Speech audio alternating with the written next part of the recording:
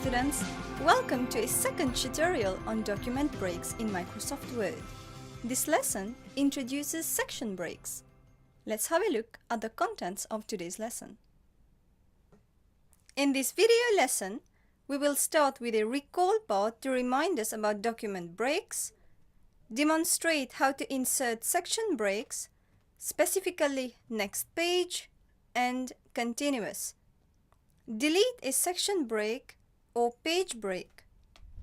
We will then test our knowledge with a quick test and end the lesson with a recap. A document break indicates to Word how the document is to be partitioned. There are two types of document breaks, namely page break and section break. These two types are further subdivided into several different kinds of page and section breaks. The page breaks simply separate the content between pages, whereas the section breaks split the document into sections, and each section can have its own formatting. In our previous lesson, we learned about the page break. Now, let's look at the section break. By default, Word documents are portrait-oriented, but occasionally we may want to include one or more landscape-oriented pages. To reorient the page, we have to create a separate section in the document and then change the page layout for that new section to landscape orientation. Here is how. In your document, place your cursor at the very end of the page right before the page that you want to be in landscape. Next, switch to the Layout tab on the Word ribbon. Click the Breaks button and then select Next Page option on the drop-down menu. Your cursor should now be at the top of the page in your new section. That is the page you are changing from portrait to landscape.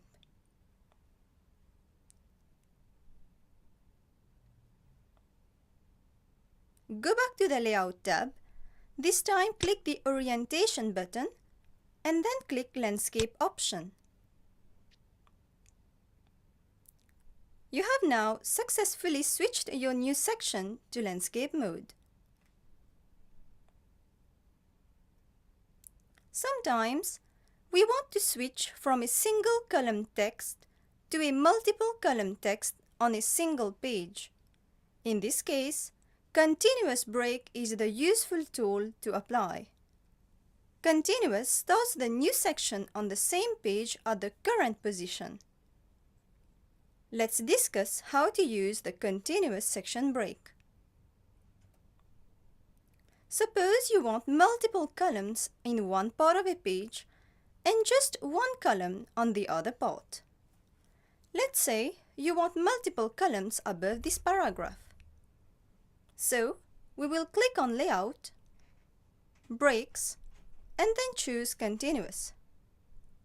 Click above the Continuous section break, click on Layout again, and select the number of columns needed. Now you can enter text above the Continuous section break such that you have two columns of text above one column of text. You can even insert graphics and you will see that it flows naturally.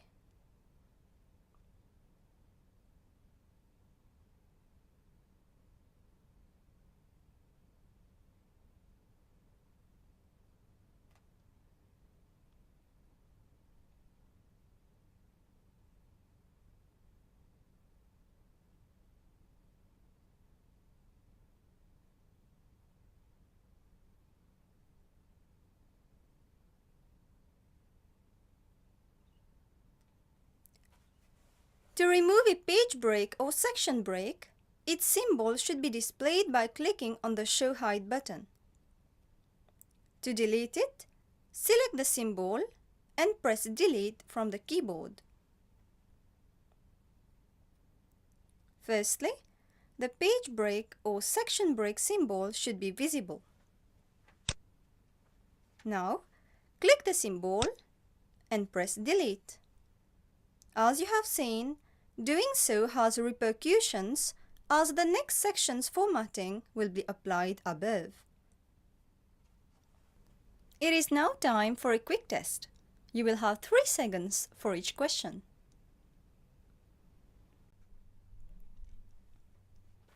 Question 1.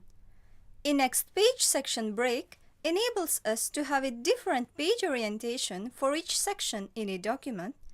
True or false?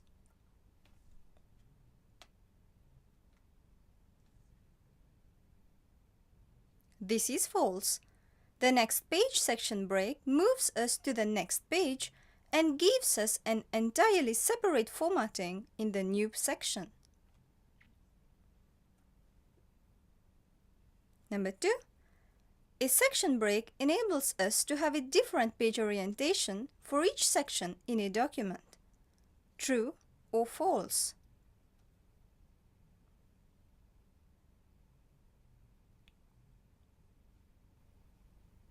This is true. Section breaks split your document into sections, enabling you to have different formatting for each section. Question 3. The continuous section break allows an entirely separate formatting in a new section on a new page. True or false?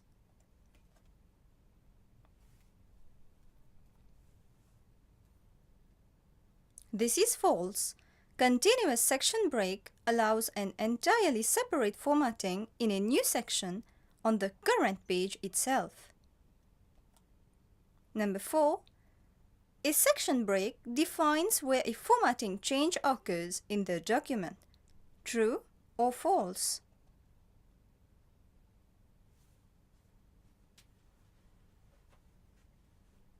This is true. A section break is used to create layout or formatting changes in a portion of a document. Last question. When you delete a section break, you also delete the section formatting for the text before the break. True or false?